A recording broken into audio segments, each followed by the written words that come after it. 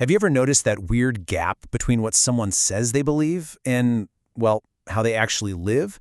It's a really powerful tension, especially when we talk about people of faith. So today, we're going to dive into that gap and explore how sometimes the most profound message is the one that's never spoken at all.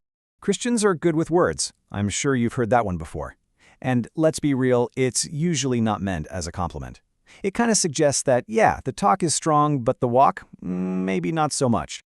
Now, whether you think that's a fair shot or not, it definitely points to something way deeper. It highlights this disconnect that people see, this gap between what's said and what's done. So the real question becomes, how in the world do you bridge that gap? To figure that out, let's look at a couple of incredible stories. Stories where a person's life became a far more convincing argument than any sermon or debate ever could. First up, we've got Alister McGrath. And his story is such a fascinating case study in the power of a lived-out faith, especially because he started out from a place of pure, hard science and intellect. So picture this. You have this brilliant molecular biologist at Oxford, totally on the fast track to a major career in science. But what completely changes his entire trajectory? It wasn't a killer argument. It wasn't some airtight philosophical proof. It was just the consistent, genuine, authentic lives of his Christian friends. That was so compelling that he literally abandoned his science career to become a theologian. And this quote from him just hits the nail on the head. He realized that faith wasn't about mastering some complex system of ideas. No, it was about encountering a person, Jesus, and then responding to that relationship. See, you can learn a system of ideas, but a person has to be met. Okay, so let's shift gears to our next story, which really builds on this idea. This one's about a woman named Lan. She was a Vietnamese immigrant, and her experience was less about intellectual puzzles and more about the simple, profound power of just being welcomed in.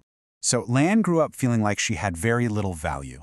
Then one day she hears this sermon all about love and acceptance. And that sounds nice, but words are just words, right? The crucial part was what happened next. She watched the priest consistently live out that message, welcoming outsiders time and time again. But the real turning point? It came when she and her devout Buddhist mother went to the church and experienced that radical hospitality for themselves firsthand. And this quote from her just says it all. It wasn't just talk. The priest and the nuns, they proved it. Their lives were the evidence. Their actions made that message of love and acceptance something you could actually touch and feel. It made it real. Wow, I mean, those are some really powerful stories, right? But what's the principle humming underneath them? Why is a lived faith so much more impactful than one that's just spoken? Let's get to the core of this. This really gets to the heart of McGrath's big realization. On one side, you can see faith as a system of ideas. It's abstract, it's intellectual, it's something you can just learn, like studying for a test. But on the other side, you can see it as a relationship with a person. And that's relational, it's transformational, and it absolutely demands a response from you. The Apostle Paul actually had this beautiful phrase for this. He called it living a life worthy of the gospel. The goal isn't just to believe the gospel, but to live in such a way that your life itself becomes a reflection of it. A life that gives off, as he puts it, the fragrance of Christ. Kind of like a perfume that tells you something about the person wearing it. And you see this idea threaded all through the Bible. Knowing and living, they're two sides of the same coin. You can't have one without the other. Jesus even says the number one defining mark of his followers will be how they love one another, a tangible action. Faith isn't meant to be some abstract idea in your head. It's a practical, everyday life that produces visible fruit. Okay, so if this lived faith is the goal, how do you actually get there? I mean, it's one thing to talk about it, but how do you close that gap between words and deeds in your own life? And here is the thing you absolutely have to get. It is not magic. It doesn't just happen because you believe the right things. Just like anything else that's worth achieving in life, it requires intentional, conscious effort. It requires training and discipline. Paul had these awesome analogies of a soldier and an athlete. Think about it. A soldier who's on active duty doesn't get all tangled up in civilian stuff because they have a clear mission.